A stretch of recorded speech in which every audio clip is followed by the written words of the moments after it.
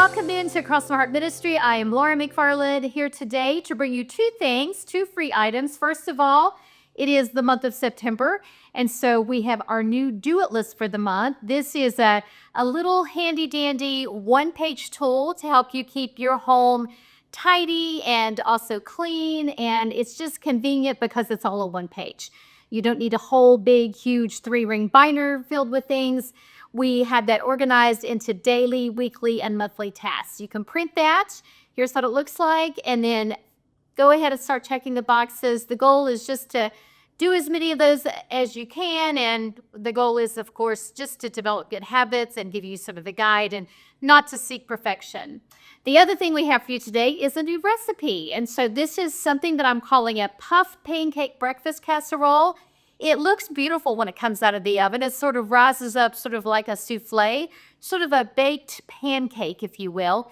So I found a couple of different recipes. I tried one, thought it wasn't sweet enough, so I sort of adapted the recipe, and I think this one is going to work. So I am out of town visiting family. I'm going to be making this. We're having a big family reunion, and so this is going to be a fun breakfast item for my family.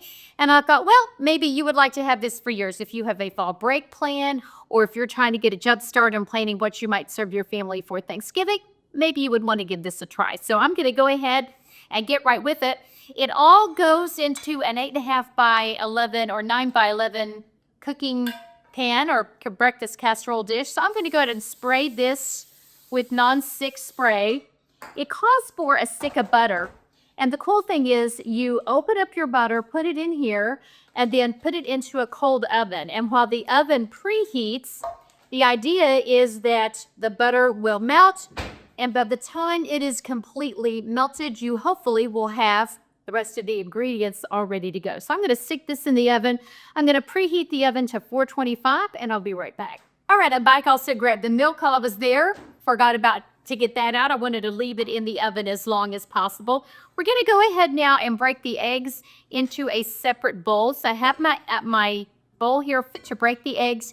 We're going to mix the eggs and the milk in one container. First of all, costs for 8 eggs. Let me get a little bowl to put my eggshells in just to accumulate those, and to break my eggs in as well, just in case I end up with a little eggshell that I want to get out of there. So we'll go through and do these. So you have to have plenty of eggs on hand if you're going to do this recipe.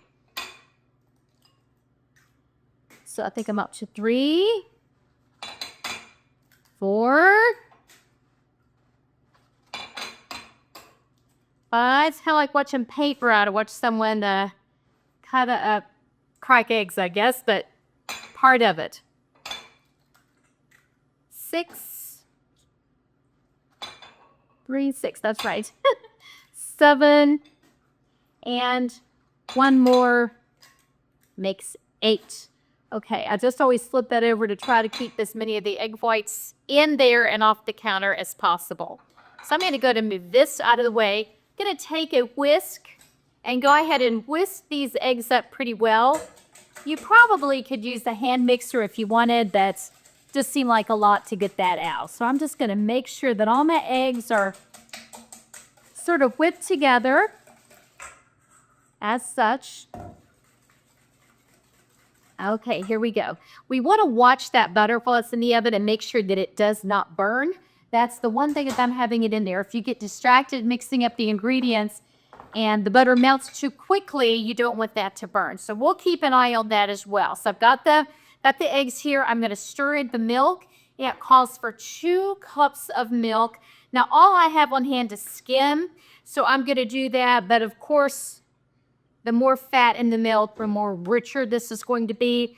I did try it once with 1 cup of cream and 1 cup of milk because I had cream on hand, and I did like that flavor. But today, we're just going to use the milk because that's what I've got. I think this is going to be kind of a forgiving recipe as long as you get some sugar in there. That was my one concern about the first time I made it. I just thought it wasn't quite sweet enough. So you're going to make this pancake and then serve it with maple syrup. So you do get the sweetness that way. So we got our liquid ingredients here. I'm going to set those aside, and we're going to go ahead then and mix together the dry ingredients. We need 2 cups of flour. So let's go ahead and measure those out. I don't have my granddaughters here with me to help me measure. Last time I was cooking with my 2 oldest ones, and I let Charlie rake the top off, and the flour went all over the counter, and I went, ah! And she said, Grammy, baking is messy. And so she's right. Baking can be messy, and so we don't worry about making a little bit of mess when we bake. Need a 1/2 cup of sugar to go in with that 2 cups of flour, and I think this is what's going to make the recipe just a little bit more sweet, and I'm going to be more seasoned with it. So there's the 1/2 cup of sugar. Going to add 3/4 of a teaspoon of salt, and probably a little dangerous to do this right over the container, but I'm living a little dangerously. So there's a 1/2 teaspoon, and then another 1/4 to get us up to 3/4. And I got a lump of salt in there, so I'm going to break that up to make sure that we don't bite into a big old hunk of salt if it doesn't get broken up when I mix it. Then we need 2 teaspoons of cinnamon. This is, of course, an ingredient that you always think about when you have French toast. So we're doing that. And if it's a little bit heaping, about 1/2 of that again. The cinnamon can be generous. I'm going to go ahead and mix this together with my wooden spoon. Get all of the dry ingredients sort of mixed in together. So I've got the flour, the sugar, the salt, the cinnamon. The last thing is the 2 teaspoons of vanilla. I'll add that to the end. So we're going to go ahead and stir the egg mixture into my dry ingredients. See how quickly this is going together? I'm going to pour this in. And then get this all mixed up really well. All the dry ingredients mixed with the liquid. Now, I think another great way to serve this would be to cut up some fresh fruit. That would be berries, blueberries, raspberries, strawberries, and sort of sprinkle those on top of your puff pancake, maybe even with some powdered sugar sprinkled on top, and then drizzle on your favorite syrup. If you go full bore with the maple syrup, that's delicious. If you want to cut down the calories just a little bit, you could use sugar-free. But just whatever syrup you have on hand, or maybe even some of the flavored syrups. There's lots of yummy syrups out there that have different fruit flavors, and so you could even have a variety of those that you put out on your counter and let folks choose, almost like a fruit bar and a fruit syrup bar to go with the puff pancake. When you bake this, the sides around the edges are sort of going to rise up sort of like a souffle, and you'll see some of the melted butter even in the center of that. So it just looks beautiful when you pull it out of the oven, and you're going to want to serve it pretty quickly after it's prepared. Now, I'm making this at a different time, so I'm hoping it will also warm up well for breakfast tomorrow morning, but that's how we're just going to do it today for purposes of having it ready for the video. Okay, so I think this is all ready. Let's see how my butter is doing here in the oven. And it is not quite melted, so I probably could have gotten that in there just a little bit sooner, or even melted, kind of softened my butter just a little bit before it got in there. So I'm going to give that just a couple of minutes, and so while we're ticking away, I'll just suggest that when you watch the video, if you like it, give it a thumbs up. If you try it, let me know. And let us know what toppings you used. Did you use fruit? Did you use some special kind of syrup? And what would be a fun occasion that you would want to take this? I think because it's all in one casserole dish, it really lends itself well for a make and take. So if you have a Sunday school class that meets on Sunday morning, or you're going to a brunch, it'd be a great one to make in the morning and then take somewhere for a group to have breakfast. So maybe that's an idea for you. I'm going to get my mitts out and see if I could check on this butter and maybe drizzle it around a little bit with a knife and see if I can hurry it along to kind of melt it, because I'm impatient. The oven here is so slow to heat up. I always forget about that. So it just takes a lot longer to preheat than my oven at home. So after the butter is melted, and I still have just a little bit that's all slightly melted, but it's getting there. And so you just sort of want to tilt the pan around a little bit to get any remaining pieces melted. And then also just to sort of make sure the oven is, the sides and the bottom are completely coated with butter. If you tilt it, don't tilt it so far that you spill the butter, but you want it to come up on the sides just a little bit. So there's a lot of butter in there. That's a full stick of butter.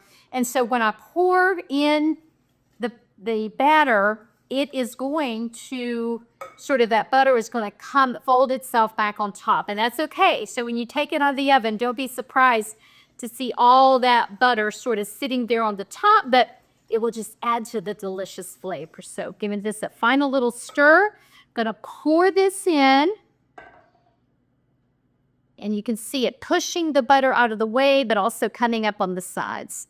So I'm going to rake some of this in, and then probably grab a spatula to make sure that I don't waste a drop. I am sort of particular about that. On my grandmother's granddaughter, I didn't grow up in the Depression, but sometimes I act like I did, the way that I don't like to waste anything. So I always use a spatula and sort of clean out my bowl. I'm realizing that's stuck in the bottom with a little bit of flour, so I'm going to get that mixed into the liquid that's left. I'm going to go ahead and scrape all this in, everything delicious into our puff pancake, and get it ready to bake. Okay, there we go. Every drop out. And so this is going to bake for about 20 minutes until it's just golden brown. You check your oven and kind of watch it the first time you make this. It might take a little more time, a little less time, depending upon your oven and how it works. But I'm going to go ahead and open my oven door, put this in, and then I'll show you, we'll put a picture up to let you see what the finished product looks like. Leave us a note. Let us know what you think. And again, thank you so much for spending part of your day with us. For Cross My Heart Ministry, I'm Lauren McFarland. Also wanted to remind you, in the notes below, you'll find the link to get your copy of the Do It list, and also our Write the Word bookmark for the month of September. We introduced that in the video that posted on Friday. And of course, like every September, that bookmark is devoted to praying for our children in the month of September. Every year, to coincide with the beginning of school, we always do that. Give you 30 prayer points to pray for your children, your grandchildren, nieces, nephews, the kids next door, whatever. I hope you'll be praying for them. I hope you'll be making the puff pancake and sharing it with those that you love. Thanks for spending part of your day with us.